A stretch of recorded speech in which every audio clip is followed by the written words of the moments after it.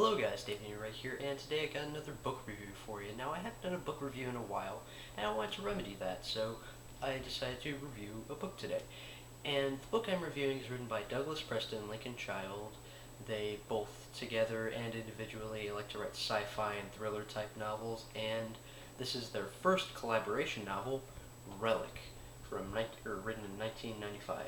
Now, this is actually a pretty good book. I quite enjoyed it. Now, the plot centers around, basically, the main character is Margot Green. There are other characters, there's a journalist named Smithback, and there's a police officer named Lieutenant DaGosta, and there's an FBI agent named Pendergast. Now, more on him later.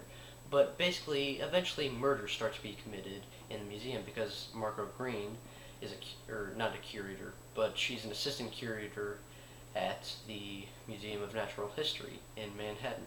And eventually, murders start to get committed, and they're very brutal, and they start to suspect that something non-human is committing those murders, and you get an investigation, and you get a thriller, horror type novel, and it's essentially like if a dinosaur from Jurassic Park came to Manhattan and started wrecking stuff up. At least that's the comparisons that you see all over the place on the book. I mean, there's tons of people like far above Crichton's Jurassic Park and all kinds of people unnecessarily just comparing it to Jurassic Park. I wouldn't say that it's far above Jurassic Park. Actually, it's not even as good as Jurassic Park. Jurassic Park book is just a better book than Relic, but this is a pretty darn good book. I quite enjoyed it, as I said earlier, and now I'll explain why. First of all, the characters. First and foremost, just pretty much the biggest thing for a book to be good, you need to have some good characters.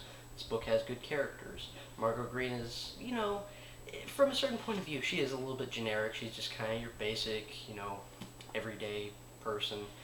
But I like the way she was written. I thought she was a good character, and I liked her. I also like Smithback, the journalist. He's quite likable. There's a scientist named Dr. Frock. He is very enjoyable character to read about. He's very interesting, and also there's some good dialogue in this book. Although probably my favorite character, besides maybe Lieutenant DaGosta, who is a great character in his own right. He's like the police chief that you see in like 80s cop movies like Lethal Weapon. He's like police chief in movies like that, or not chief, but like an instructor, like the guy who's always like, "Yeah, what are you doing?" He's always yelling at the main character cops in the office. Except he's now like one of the main characters instead of those other guys, and he's a really good character. But my favorite character is FBI agent Pendergast. Now, I found out after I read this book, I did some researching on the book a little bit just to prepare myself for the review. Agent Pendergast is actually a recurring character in several of Douglas Preston and Lincoln Child's books, which makes me happy because he's just so cool of a character. Like, when he first shows up, you think he's just going to be a jerk. You think he's going to be a very unlikable character. Like, in a good way, he's meant to be unlikable, but you think he's just going to be like, like the human bad guy in the story, just the Weasley guy that everyone hates. That character is filled in by another FBI agent named Coffee that shows up later on. That guy's just a douche.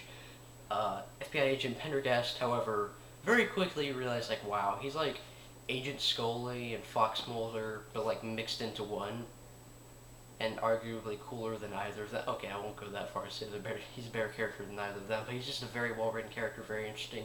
His dialogue is terrific. He's very likable. I love his mannerisms, and he's just cool. And like when stuff really starts to hit the fan towards the end of the novel, he's like one of the few characters who's like holding it together, and he's pretty cool. He's a very well-written character, and I am interested to read other Douglas Preston Lincoln Child books with the character of Agent Pendergast. And overall, just the book is paced relatively well for the most part, but I will now transition to the problems. My main problem is the first 20 pages and the end reveal of the monster and some of the monster attack scenes. Now, as for the first 20 pages, essentially, like, there's two chapters. There's the opening chapter and then the second chapter. Those are the two prologue chapters, and then you get the rest of the book.